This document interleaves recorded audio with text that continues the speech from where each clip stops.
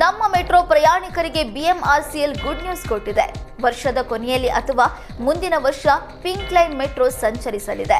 ಅಂದಾಜು 12,000 ಕೋಟಿ ವೆಚ್ಚದಲ್ಲಿ ಪಿಂಕ್ ಮಾರ್ಗ ನಿರ್ಮಾಣವಾಗ್ತಿದೆ. 5,000 ಕೋಟಿಯಷ್ಟು ವೆಚ್ಚದಲ್ಲಿ ಅಂಡರ್ ಗ್ರೌಂಡ್ ಕಾಮಗಾರಿಯಾಗಿದೆ. ಪಿಂಕ್ ಮಾರ್ಗದ ಗೊಟ್ಟಿಗೆರೆ ಟು ನಾಗವಾರ 21 ಕಿಲೋಮೀಟರ್ ವಿಸ್ತೀರ್ಣದ ಮಾರ್ಗವಾಗಿದೆ.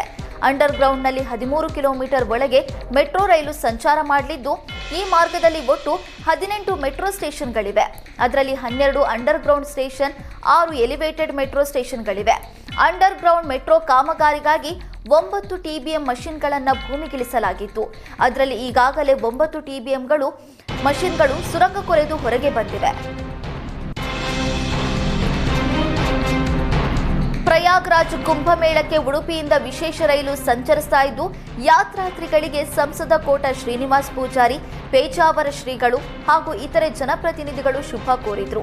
ಉಡುಪಿ ರೈಲ್ವೆ ನಿಲ್ದಾಣದಿಂದ ಪ್ರಯಾಗಕ್ಕೆ ಹೊರಟ ಯಾತ್ರಿಗಳು ಫೆಬ್ರವರಿ 19ರಂದು ಕುಂಭಮೇಳಕ್ಕೆ ತಲುಪಲಿದ್ದಾರೆ. ಕರಾವಳಿ ಯಾತ್ರಾರ್ಥಿಗಳಿಗಾಗಿ ಒದಗಿಸಲಾಗಿರುವಂತಹ ವಿಶೇಷ ರೈಲಿನ ಮುಂಗಡ ಟಿಕೆಟ್ ಬುಕ್ಕಿಂಗ್ಗೆ ಅವಕಾಶ ಮಾಡಲಾಗಿತ್ತು. ಎಲ್ಲಾ ಸೀಟುಗಳು ಕೇವಲ 15 ನಿಮಿಷಗಳಲ್ಲಿ ಭರ್ತಿಯಾಗಿತ್ತು.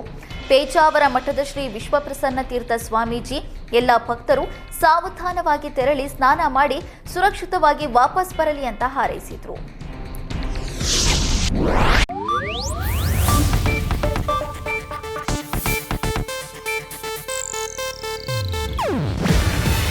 ಇದು ಏಷ್ಯಾನೆಟ್ ನ್ಯೂಸ್ ನೆಟ್ವರ್ಕ್ ಪ್ರಸ್ತುತಿ.